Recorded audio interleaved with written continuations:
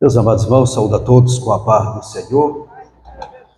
Quero louvar a Deus nesta manhã pela oportunidade de estarmos aqui, iniciando mais um trimestre, sendo o segundo trimestre de 2025, quando nós vamos estudar e o Verbo se fez carne, Jesus sob o olhar do apóstolo do amor.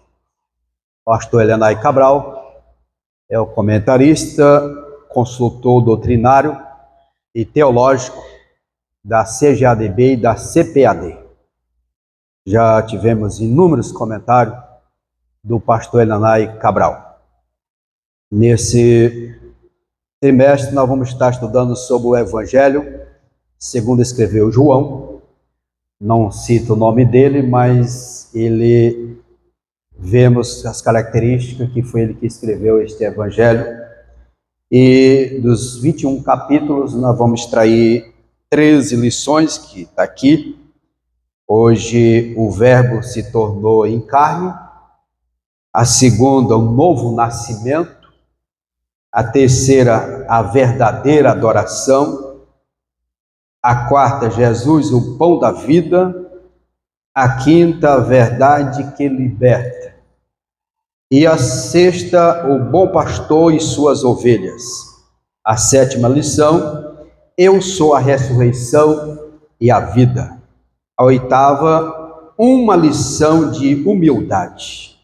A nona, o caminho, a verdade e a vida. A 10ª lição, a promessa do Espírito. A 11ª, a intercessão de Jesus pelos discípulos. A 12ª e penúltima, do julgamento à ressurreição.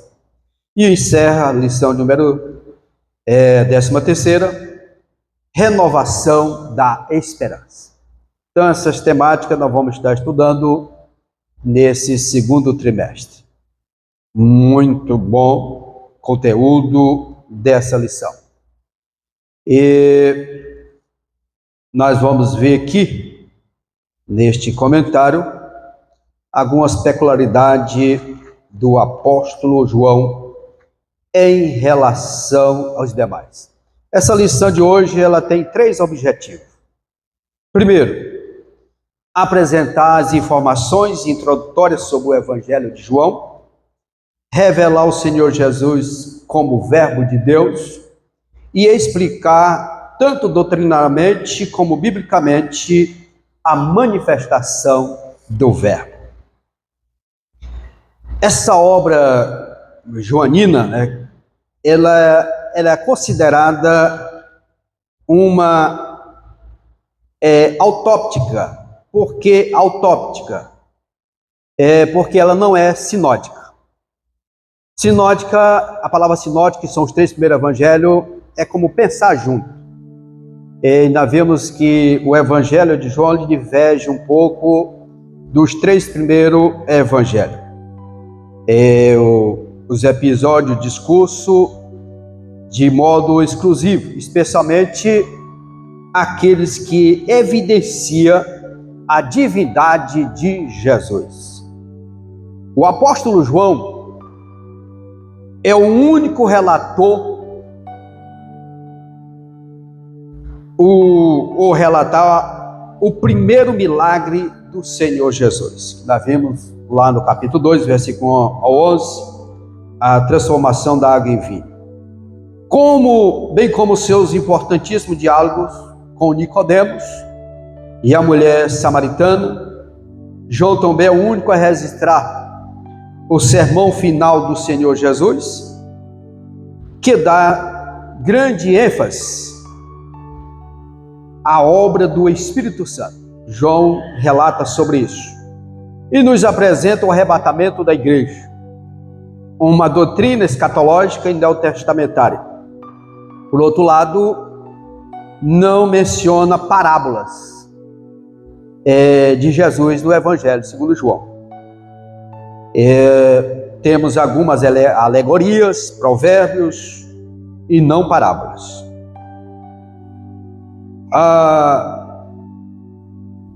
Esse nesse trimestre, como nós falamos, vamos estudar sobre o Evangelho de João, como diverge dos 3 primeiros evangelhos. É o Evangelho de Mateus, Marcos e Lucas. Nós vimos aqui, nestes evangelhos, que Mateus, ele fala de Jesus como rei, e ele escreveu para os judeus. Marcos apresenta Jesus como servo, ele escreveu para os romanos. E Lucas apresenta Jesus como homem, ele escreveu para os gregos. Eu quero falar que quando João escreveu este evangelho, que foi o último, por isso que no canon ele está o último evangelho a ser escrito, já entre os anos 80 e 90 depois de Cristo. Quando João escreveu este evangelho, ele trouxe agora diferente dos outros, por isso que ele não é sinótico. Agora ele vai falar de Jesus, Filho de Deus, falando agora mais da divindade de Jesus, apresentando ele como Filho de Deus. E quando João escreveu este evangelho, muitos daqueles já haviam morrido, por isso que ele dá nomes. Os outros evangelhos tem algumas passagens que ele não cita nomes, para evitar um conflito. E como João já tinha morrido, Nicodemos, já tinha morrido Pedro, o Malco, então ele agora dá nomes. Já não tinha mais o templo tinha sido destruído no ano 70, depois de Cristo, já tinha desfeito o Sinédrio, não tinha mais o Sinédrio, então ele ficou bem à vontade. Você vê quanto que o Espírito Santo ele é ético. Ele deixou para inspirar e iluminar João para escrever este evangelho, já depois que todos eles tinham partido. E João agora ele dá nome a Nicodemos, que foi ter com Jesus e de noite. Imaginou se escreve isso naquele tempo, quando todos estavam vivos? Tinha sido crucificado Nicodemos. Nicodemos tinha sido crucificado. E agora João resiste quando foram prender Jesus, que Pedro tira da espada e corta a orelha do mal. Foi o último milagre de Jesus, foi restaurar a orelha daquele homem. Então ele resiste. Os outros evangelhos não falam, não diz nome, não dá nome. Mas como todos já tinham morrido, ele vai dar nomes agora desses fatos. E nós vamos ver aqui no evangelho de João, que ele, apresentando o lado divino, o homem Deus, ou seja, Deus homem, tomando forma agora dando mais ênfase como Filho de Deus. E nós vamos ver que ele apresenta aqui a natureza de Jesus. Como eu falei, Mateus fala dele como rei, Marcos como servo e Lucas como filho do homem, mostrando, e agora João, o Filho de Deus. Ou seja, esse evangelista tem como propósito enfatizar que Jesus é plenamente divino e plenamente humano. O Deus homem.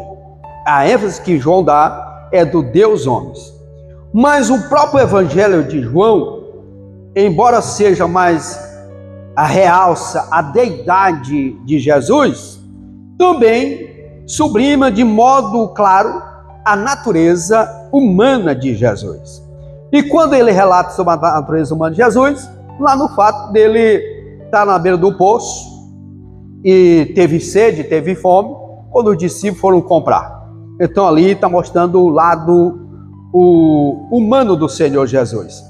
Também, João capítulo 8, nós vamos ver aqui, 8, 39 e 40, diz: e responder, disse-lhe, nosso pai Abraão. Jesus disse, se fosseis filho de Abraão, farei as obras de Abraão. Mas agora procurais matar-me, a mim, homem, que vos tem dito a verdade, de que Deus tem ouvido Abraão não fez isso. Então aqui ele mostrando o lado humano de Jesus, mostrando ele como homem. No capítulo 9 e o versículo 11, diz, e ele responde e diz, o homem chamado Jesus fez o lodo e untou-me os olhos e disse-me, vai ao tanque de Siloé, lava-te. Então fui e lavei-me e vi. Então mostrando Jesus, o lado dele humano. Ainda no capítulo 11 e o versículo 35, bastante conhecido, um dos menores versículos da Bíblia, diz, Jesus chorou. Então, mostrando aqui o lado humano.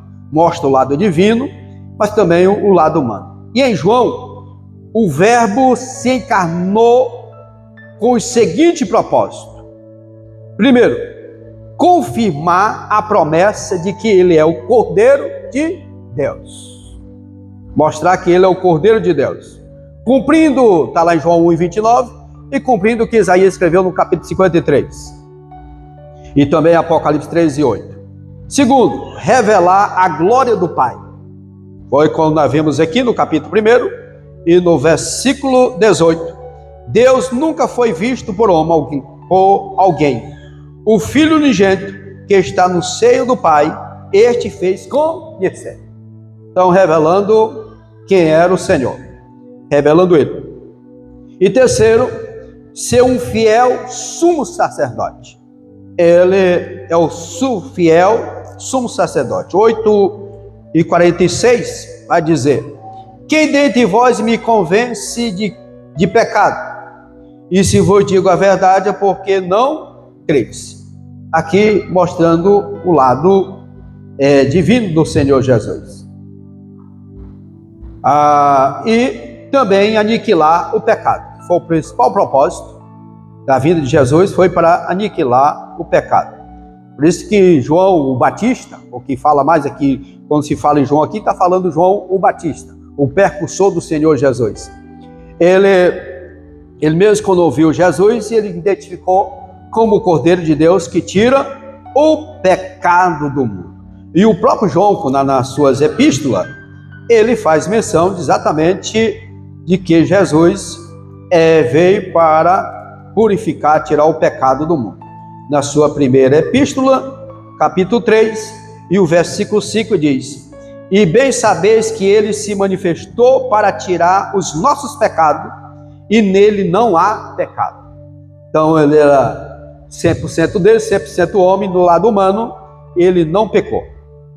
E quarto, destruir as obras do diabo. Foi isso que ele veio para destruir. Está aqui na primeira epístola, 3:8. Quem pratica o pecado é do diabo, porque o diabo vive pecando desde o princípio. Para isso, o Filho de Deus se manifestou para desfazer as obras do diabo. Então, um dos propósitos do Senhor. E o penúltimo propósito, dá-nos o exemplo de uma vida santa. É o que ele relatou lá no capítulo 13 do Evangelho, do versículo 1 ao 15, vai falar sobre a santidade. E na primeira epístola, capítulo 2, versículo 6, ele diz assim, aquele que diz que está nele também deve andar como ele andou. Aqui está falando andar em santidade. E por último, anunciar a sua volta. É o que está lá no capítulo 14, do versículo 1, quando ele fez a promessa de voltar para buscar a sua igreja. A natureza de Jesus, ele apresenta o Evangelho, como eu falei, nesse sentido de mostrar a deidade dele. Quando João ele escreve, então já deidade ele estava habitando em Éfeso, ele já morava em Éfeso. João ele não morreu como os demais discípulos, que foram decapitados, mortos, arrastados. Ele não, morreu quando chegou o tempo mesmo da velhice, Deus tomou para si. Tentaram matar ele de todos os jeitos, mas não conseguiram matar João.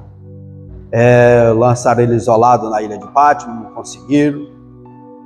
Tentaram colocar ele num caldeirão, a Bíblia não diz isso, mas a história diz, num tacho de azeite quente, e quando lançaram aquela cesta para puxar os ossos dele, ele veio segurado na cesta. Então não conseguiram matar João. Morreu quando chegou o tempo. Mas ele deixou um legado, uma experiência próxima. Até diz também que ele era dos mais novos dos discípulos de Jesus. Por isso teve essa maior longevidade quando nós vemos da morte de Cristo até o período quando ele escreveu este evangelho. Algumas peculiaridades também do evangelho é que nós vamos ver muito o Senhor falando eu sou, aqui mostrando a deidade de Deus. Eu sou o pão da vida, eu sou a luz, eu sou o caminho, eu sou a verdade, eu sou a ressurreição, sou a vida. Então ele estava falando como Deus, não como homem. Aqui mostrando, João traz esse lado que os demais apóstolos não fizeram isso e ele agora tá.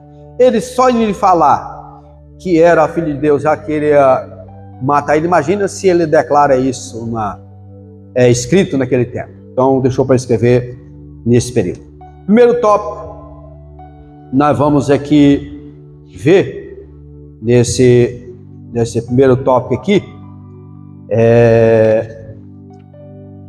quando diz o Evangelho de João. Nós falamos aqui da autoria, já falamos o propósito desse Evangelho, que segundo a lição, ele está para apresentar Jesus, o Logos, ou seja, a palavra encarnada.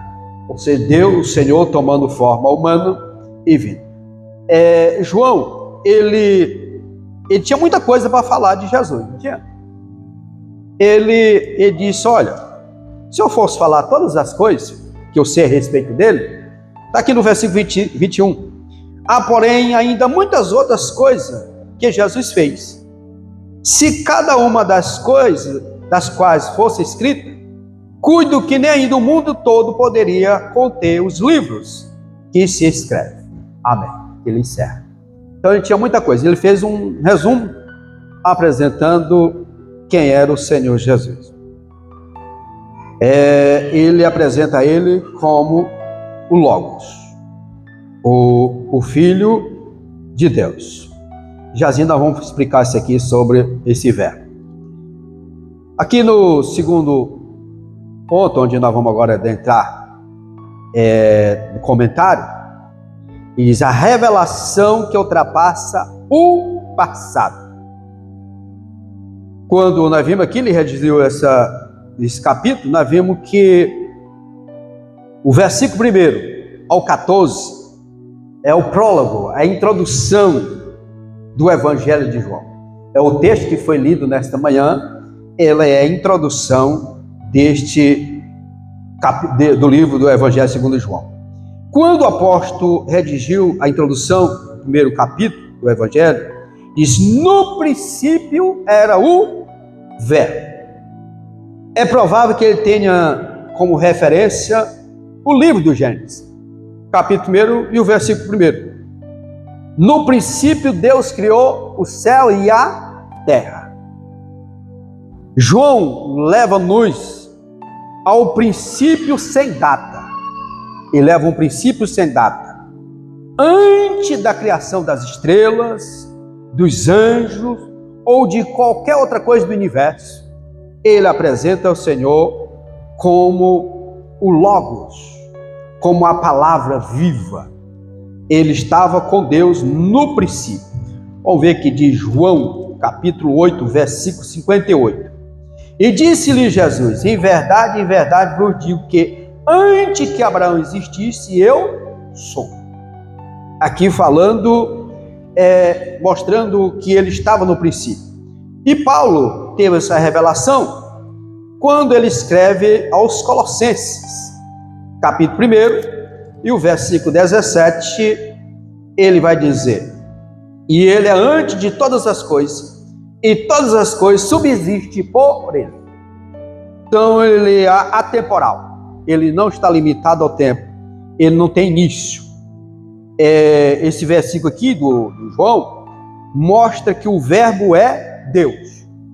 No princípio possuindo assim uma existência infinita. Ou seja, não tem começo e nem fim. Assim, muito além do passado, desde o princípio. O Verbo já existia com Deus e estava com Deus e era Deus. Pastor, esse aqui é um mistério, é difícil entender, compreender nós não vamos, mas pela fé nós aceitamos. Aqui é aceitar pela fé. Você não vai conseguir entender como Jesus ele foi gerado, como foi tomado. Sabemos, a Bíblia diz, mas como entender? Mas pela fé nós cremos na palavra do Senhor. Porque se você for, mas nós vai ficar doido, querendo entender. Não tem coisa que nós não vamos entender. Mas nós, pela fé, nós aceitamos. É por isso que existem as seitas. Porque as seitas, ela quer que seja explicado e entender. E tem coisa que é pela fé. E esse aqui é um deles. Nós já acreditamos, cremos porque está escrito. É a palavra de Deus. E tem coisa que Deus não vai ter explicado detalhadamente para nós, não. Você vê que se a gente for olhar para a Bíblia, tem coisas que eu não entender. Mas pela fé, nós aceitamos. É a palavra dele. A natureza do fundamento do Verbo. Tal como Deus é eterno, também o Verbo o é. Eterno quanto Deus. Mas vemos aqui, depois lá na frente do Apocalipse, o apóstolo João descreveu o Verbo, explicando agora o Verbo. Que ele é o quê? É o Alfa e o Ômega. Ou seja, o princípio e o fim.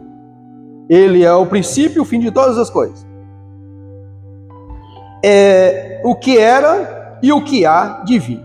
O Todo-Poderoso. Aqui o João, lá em Apocalipse 1:8, revela sobre isso. O evangelista apresenta Jesus como o Logos de Deus. A palavra encarnada que habita entre os homens, portanto, enquanto o Verbo encarnado, Jesus é reconhecido por muito e adorado como Deus. Conhecido por muito e adorado como Deus. Já assim eu vou explicar isso aqui. Diz, no princípio era o Verbo, como já referimos aqui. E no grego, no Novo Testamento, a palavra ela é traduzida por verbo, é logo, porque ela significa palavras. O conceito desse logo, ele traz consigo a noção de uma expressão tanto da razão quanto da linguagem. Nesse sentido, a forma mais adequada de compreender este termo é relacionar-se com as maneiras pelas quais Deus se manifesta ao ser humano. O conceito mais apropriado para Logos encontra-se em Jesus, que representa a expressão da divindade e a revelação de Deus. Aí eu coloquei aqui uma observação. O verbo, ou seja, a palavra, na eternidade, diz, estava com Deus.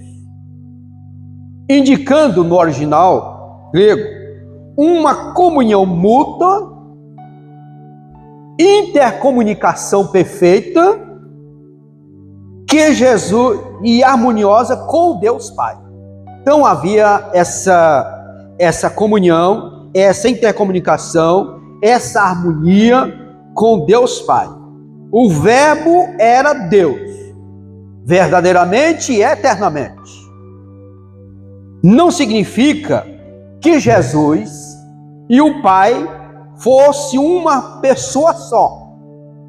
Como alguns ensinam erroneamente, que nós aprendemos no trimestre passado, que é unicista, mas sim que Jesus fazia parte da divindade composta de três pessoas.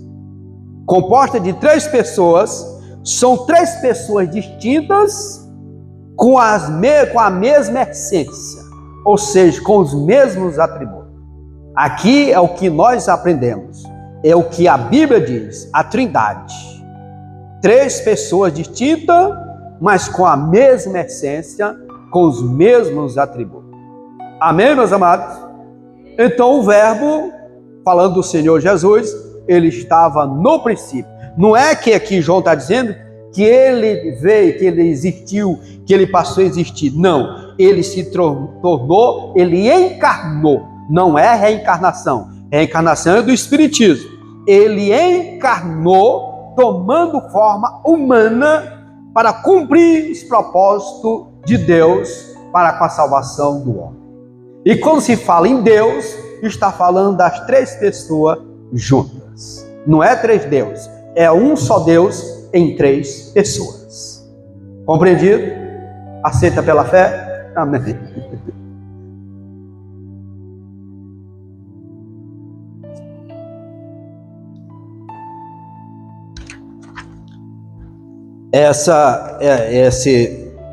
Então Jesus, o verbo de Deus.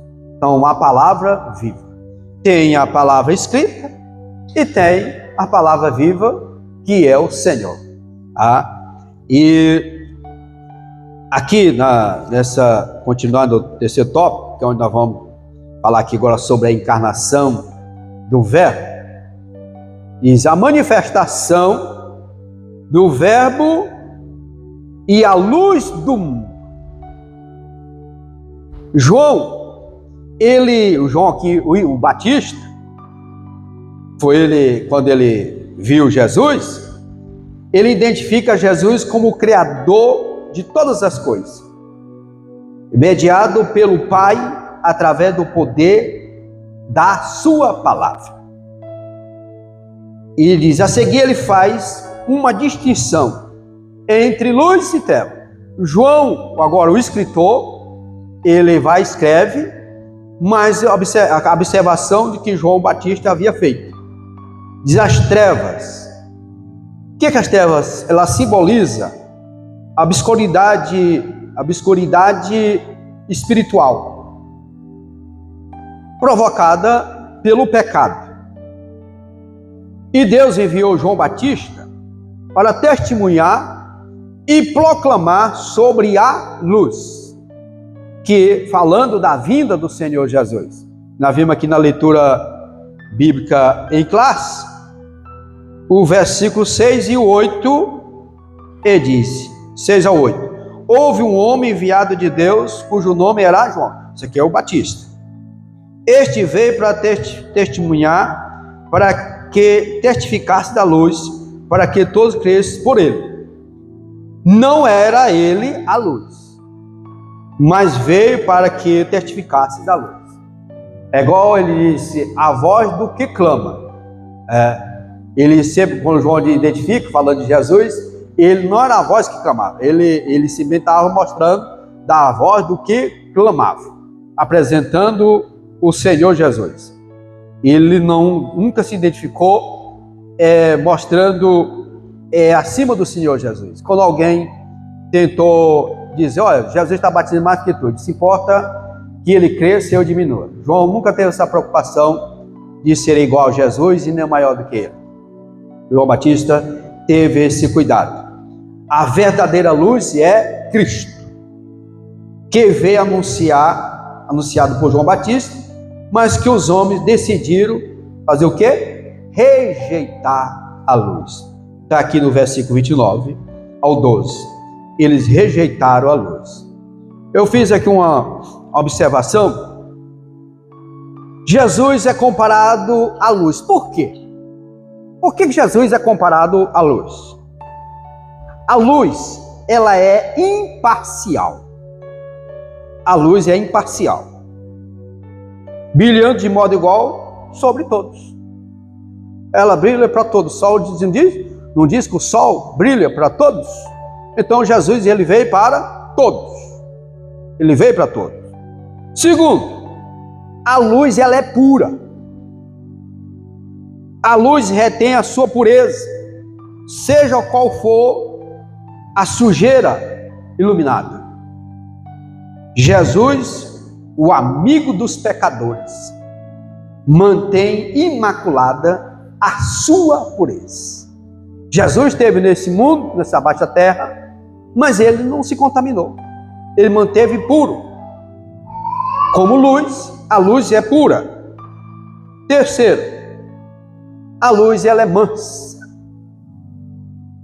Ela pode tocar na tênua teia de aranha sem romper.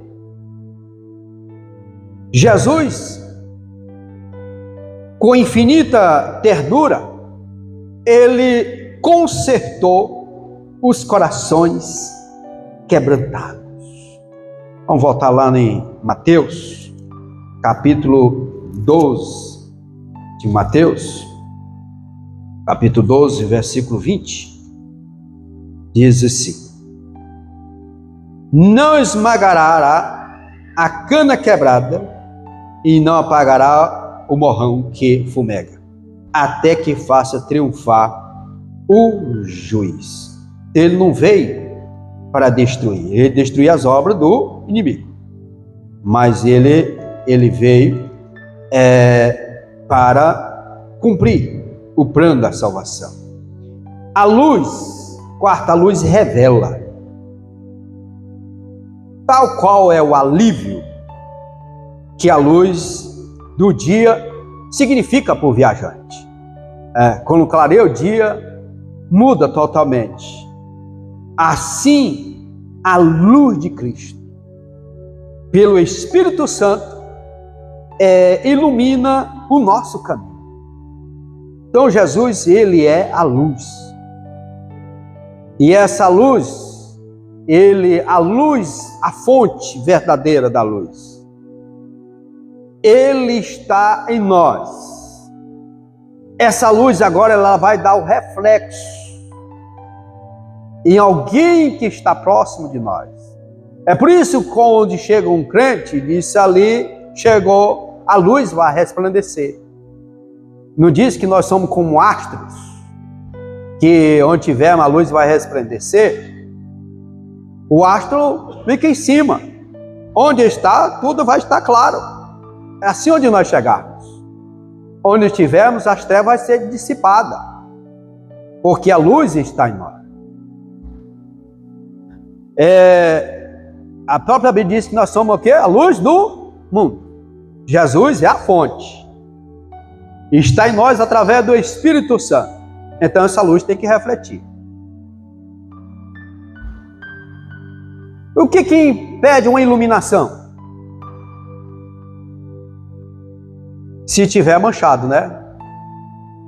Sujeira, ela impede a iluminação ela ser perfeita. Então, nós temos que ter muito cuidado para que nada venha impedir que essa luz venha refletir nos demais. Onde nós estivermos, essa luz tem que refletir. Nada pode manchar nossa vida, para que essa luz seja ofuscada. Nada vem ofuscar a luz. Porque a ordem do Senhor é que nós resplandecemos como astros. Está aqui em Mateus 5,16. Assim resplandeça a vossa luz diante dos homens, para que veja as vossas boas obras, e o que mais?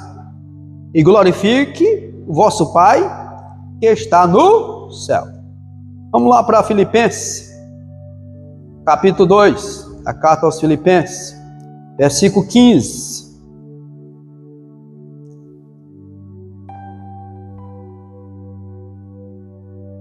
Para que sejais irrepreensíveis e sinceros, filhos de Deus, inculpável no meio de uma geração corrompida e perversa, entre a qual resplandeceis como astros no mundo. Então, qualquer lugar que nós tivermos, essa luz, ela vai refletir, porque Jesus, ele é a fonte da luz. Ele é onde gera, e todos que procuram ele, próxima dele, não vai andar em treva. Andar no escuro é perigoso, né? Por isso que o viajante dá graça que não amanhece o dia. Assim é essa luz que ilumina nosso caminho. O privilégio de nos tornarmos filhos de Deus. Que maravilha, mano. Enquanto Israel ele rejeitou a bênção da salvação através da obra do Calvário, não frustrou o plano de Deus de maneira alguma. Por Israel ter rejeitado, não frustrou os planos de Deus. Deus não ficou frustrado. Deus, o que ele fez? Ofereceu a todas as pessoas, independentemente da sua raça, etnia ou língua. O que ele ofereceu? Oportunidade de tornarmos filhos de Deus. Por isso que a salvação veio para os seus, mas os seus rejeitaram. Tudo primeiro, a princípio, para Israel. Por quê? Desde o início que Deus quis fazer de Israel uma nação que fosse um instrumento dele para alcançar a humanidade. Uma nação influenciadora, não ser influenciado como eles foram. Eles tinham que influenciar nas demais nações para ser alcançado. Mas foi o contrário. Em vez de influenciar, foram influenciados. Aonde está o perigo? De em vez de nós influenciarmos, ser influenciados. Até que ponto o mundo está influenciando nós? Aonde nós precisamos ter o cuidado? O que o mundo está influenciando nossas vidas? Esse aqui lá do mundo é bom. Eu vou aceitar esse aqui. Tem muita coisa, amados, que nós precisamos refutar. É do mundo. Nós estamos no mundo, mas nós temos que ter cuidado de não se contaminar com as coisas desse mundo. Porque está à porta. Mas nós precisamos ter o cuidado para nós não contaminarmos. Manter uma vida, como falei, separada, santa, diante do Senhor, sem contaminar. Ele veio para Israel, mas Israel rejeitou. Por que Israel rejeitou Jesus? Porque ele estava sob a opressão do Império Romano, pagando imposto, sendo todo dia cobrador lá na porta, chegava, estava recebendo, e pegando do próprio povo de Israel, se tornando os coletores. Por isso que os que cobravam, os cobradores de impostos, era rejeitado por Israel. E porque ele estava a serviço do Império Romano. Então, o que o povo de Israel queria? Um libertador que viesse e libertasse do jugo que ele estava do Império Romano. E Jesus não veio para libertar do jugo do Império Romano. Jesus veio para libertar do maior jugo, que é o jugo do pecado. Jesus veio por isso. Por isso que João diz: eis o Cordeiro de Deus que tira o pecado do mundo. Aí Jesus chega lá em Jerusalém, a entrada triunfante, Jesus montado no jumento. E sendo que ele esperava um rei montado num cavalo branco que viesse com espada para libertar do jugo do Império Romano. E aí Jesus chega lá, veio para libertar. Mas como é que eu vou aceitar um rei desse? Aí o povo de Israel vai e rejeita Jesus como rei. Exatamente por isso. Aí o pecador, o malfeitor, que estava crucificado ao lado do Senhor Jesus, vendo Jesus todo ensanguentado, vendo ele ali maltratado, cravado na cruz, esse aqui é o rei. Ele disse: ó, lembra-te de mim com a entrada do teu reino. O povo de Israel rejeitou, mas aquele pecador reconheceu Jesus como rei, como salvador. Aleluia. Então ele veio para os seus, e os seus rejeitaram. Está aqui voltamos aqui na lição, capítulo 1 de João, capítulo 1, e o versículo 12. Ele disse: veio, mas todos quanto receberam, deu-lhe o poder de ser feitos filhos de Deus, os que crêem no seu nome. Os quais não nasceram do sangue, nem da vontade da carne, e nem da vontade do varão, mas de Deus. Aqui a vontade de Deus para salvar a humanidade. Um episódio também de que Jesus veio para Israel, Foi naquela mulher Ciro Fenício, né? Que ela ficou sabendo que Jesus estava lá na região e ela saiu correndo atrás de: filho de Davi, tem misericórdia de mim. Aí eu disse: manda essa mulher calar. Aí quando Jesus disse que ele tinha vindo para os seus, para Israel, e ela não desistiu, ela continuou insistindo: filho de Davi, tem misericórdia. Jesus pegou e disse: olha, não é bom pegar o pão e dar aos cachorrinhos, né? Aí ela também disse: eu sei, Senhor, mas os cachorrinhos comem da migalha que cai da mesa dos seus senhores. Então ali foi uma prova de que Jesus estava mostrando, mas viu a fé daquela mulher. Exatamente que nós tornamos filhos de Deus pela fé no nome de Jesus. Aquela mulher sabia que só Jesus poderia resolver o problema dela. Só Jesus poderia curar sua filha. Então, só Jesus, ele pode perdoar os nossos pecados. Só ele pode nos purificar. Então, tornamos filhos de Deus pela fé no nome de Jesus. Através dele, nós alcançamos a salvação. Tanto os judeus quanto os gentios. A luz manifestou-se para revelar o plano divino da redenção a toda a humanidade. Veio para salvar todos quantos creem no Senhor Jesus. Essa é a vontade de Deus. Agora, você falar para um pecador que ele não é filho de Deus, ele acha ruim, né? Se tu não é filho de Deus, não, pai. Você é filho de Deus quando aceita Jesus. Mas nós podemos falar a verdade sem agredir, tá? Mostrando a palavra de Deus. Sem você provocar ira, mostrando o plano da salvação do Senhor. O gentio foi assegurado uma herança de quê? De filiação. Filiação divina através do amor do Pai. E eu gosto muito deste versículo que está lá em Efésios, capítulo 2 e versículo 19. Assim que já não sois estrangeiros e nem forasteiros, mas concidadãos dos santos da família de Deus. Passamos a fazer parte da família de Deus quando aceitamos a Jesus como Salvador. Nós precisamos ter muito cuidado. Abrir um parênteses aqui.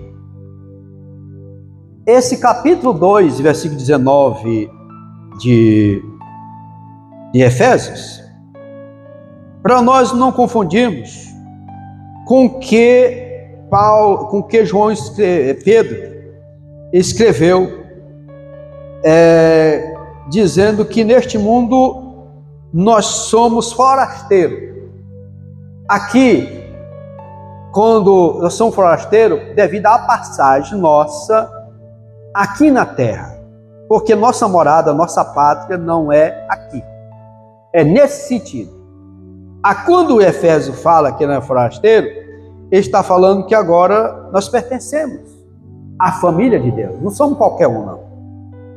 Talvez a sociedade possa não valorizar, mas nós pertencemos à família de Deus. Nós fazemos parte da herança, somos co-herdeiro de Cristo. Ele é o herdeiro principal e nós os co-herdeiros. Está aqui, carta aos Romanos, capítulo 8, versículo 17 diz: e se nós somos filhos, somos logo herdeiro também, herdeiro de Deus e co-herdeiro de Cristo, se é certo que com ele padecemos, para que também com ele sejamos glorificados. Então nós fazemos a herança. Jesus do herdeiro principal e nós co-herdeiros, através dele. Agora, para nós alcançarmos essa herança, precisamos ser fiel até o fim, até a morte. Nada pode nos separar de Deus. Nada pode nos separar do amor de Cristo, porque Ele nos amou ao tal ponto de entregar a sua vida por nós. Então, pelo amor do Pai, nós fomos alcançados, a vontade de Deus para nos salvar. Está aqui na epístola, segundo escreveu João, capítulo 3, versículo 1. Vê quão grande o amor nos tem concedido o Pai, que fôssemos chamados o quê? Filhos de Deus. Por isso o mundo não nos conhece, porque não conhece a Ele. Aí agora eu fico falando que é filho de Deus, porque Ele não conhece, mas nós conhecemos, sabemos que somos filhos de Deus. Agora, como filho, nós precisamos ser obedientes ao Pai. Qual é o fracasso de um filho? É ele ser desobediente ao Pai. Filho desobediente aos pais, sendo algo trazendo para o lado humano, ele não tem sucesso. Ele não é bem sucedido na vida. As coisas não vão bem para ele. Filho desobediente. E às vezes até a caminhada. Mas aqui, como nós, como filho de Deus, o que ele requer de nós? A nossa obediência a Ele. Obediência irrestrita a Ele. Portanto, como crente em Cristo, temos o privilégio de sermos chamados filho de Deus. Que privilégio, amado? Isso aqui é um privilégio. Sermos chamados filho de Deus. Ora estava condenação eterna nas trevas. E o Senhor vai nos tira das trevas e nos traz para a sua luz maravilhosa. Voltamos aqui. Qual é o nosso estado? Vamos lembrar como é que nós éramos? Voltamos aqui no Salmo 40. Salmo 40 é o retrato nosso, antes de conhecer o Senhor. Disse: esperei com paciência no Senhor, Ele inclinou-se para mim e não ouviu o meu clamor. O que Ele fez? Tirou-me de um lago horrível, de um charco de lodo, pôs meus pés sobre uma rocha e firmou os meus passos, e pôs um novo cântico na minha boca, um hino ao nosso Deus. Muitos o verão e temerão, confiarão no Senhor. Agora aqui, olhando para esse versículo, um lago é aquilo que cada vez mais você andar, mais vai afundando. Não é, pastor Vicente? Ele é um lugar sem firmeza. Você não encontra firmeza num pântano.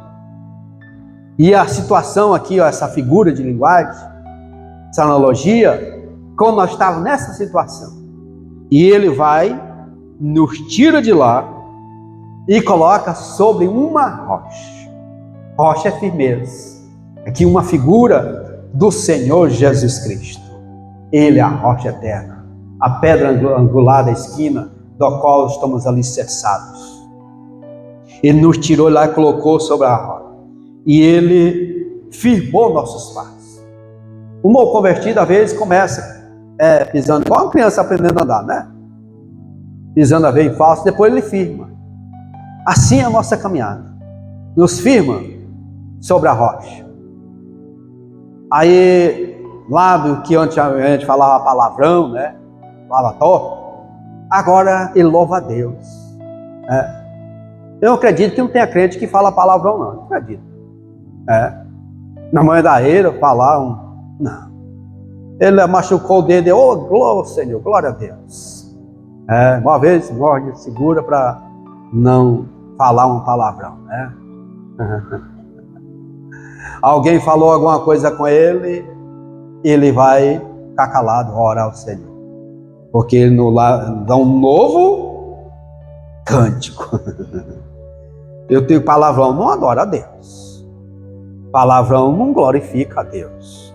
E aqui diz que colocou um novo hino ao nosso Deus. Muitos verão. O que é isso? Nosso testemunho. Alguém vai ver que nós somos diferentes. Não somos melhores. Não somos melhores que ninguém. Mas nós somos diferentes. Nosso vizinho vai ver essa diferença em nós. Aqui mora um crente. Aqui mora alguém que tem compromisso com Deus. A sociedade vai ver isso em nós.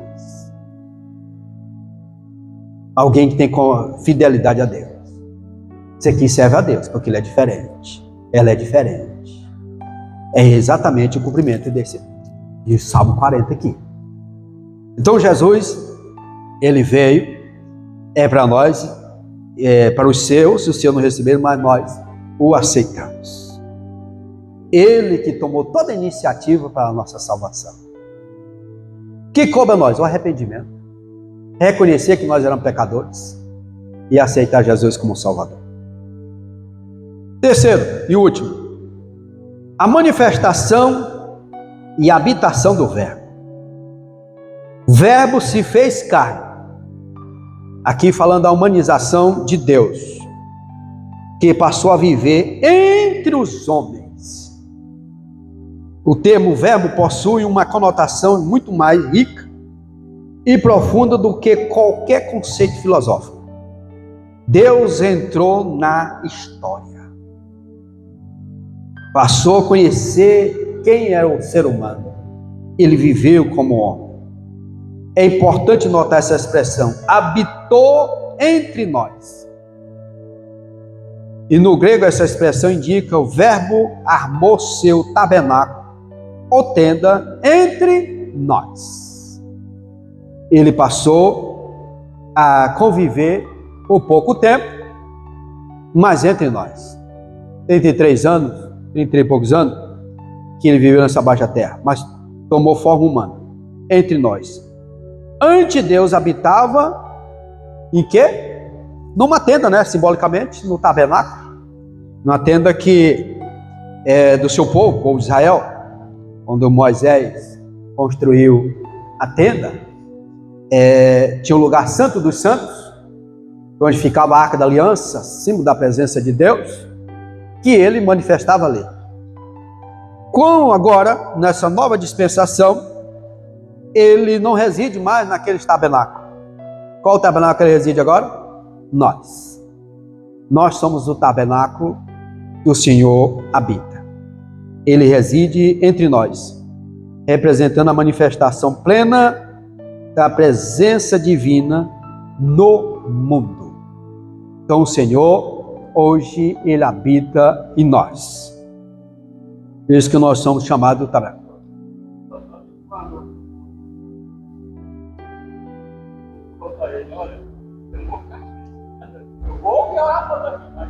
Não, tempo de Salomão ele não ficou lá não, bem lembrado. É oração, só ouvia a oração de lá, mas não, ele não manifestava a presença dele lá. Aqui, hoje, nós somos esses tabernáculos. Paulo, ele diz que nós somos uma figura de uma casa, e essa casa que o Senhor habita. E ele não é equilíbrio. Ele é o Senhor da casa. Equilínio você pode pedir para desocupar a sua casa a qualquer momento. Tá? Você que tem casa de aluguel, eu vou querer minha casa. Ele desocupa ela, mas aqui não, é diferente. Ele é o Senhor desta casa. Vimos nesta manhã que tivemos a oportunidade de falar sobre o Evangelho de João, mostrando a relevância e o seu objetivo na vida da igreja. Observamos que a revelação sensível aqui de Deus e de sua intervenção na história torna o Evangelho de João uma obra única do Novo Testamento. Ou seja, se um novo convertido ou qualquer um de nós não tivesse os demais livros da Bíblia, tivesse somente o Evangelho de João, era suficiente para nós crermos em Deus. É o suficiente para o nosso crescimento espiritual. Esse trimestre nós temos a oportunidade de ler e reler os 21 capítulos do Evangelho de João. A riqueza que é este Evangelho. Todos os evangelhos são ricos falando do Senhor Jesus, mas aqui ele traz algo Tem milagres que está registrado aqui neste evangelho e não está nos demais. O Espírito Santo não permitiu que os demais registrassem esses milagres. Porque agora que ele está falando de Senhor como Deus. Você imaginou se tivesse João registrado a ressurreição de Lázaro? Ó, Jesus ressuscitou. Naquele tempo o Sinédrio, vamos matar ele agora de novo, para ver se ele ressuscita. Quando João escreve, Lázaro tinha morrido há muito tempo depois. Aí ele vai e registra a ressurreição de Lázaro. Ele registra que Jairo, um do Sinédrio, foi ter com Jesus. Imagina se naquele tempo Jairo fosse, Jairo esteve lá com Jesus. Ele era apedrejado, e ele era chefe de uma sinagoga. Então, reforçando que o evangelho foi escrito, o Senhor revelou no tempo certo, no momento certo, para ele ser escrito. Então, que essa lição nesta manhã é só uma lição introdutória do que nós vamos estudar nesse trimestre. Reconhecendo que Jesus Cristo, ele é eterno. Ele não tem início e nem fim. Simplesmente ele veio a essa baixa terra para cumprir o plano da salvação da humanidade. Ele morreu, ressuscitou e está sentado à destra do Pai, intercedendo por nós. Amém? Que Deus em Cristo nos abençoe e nos guarde do Senhor.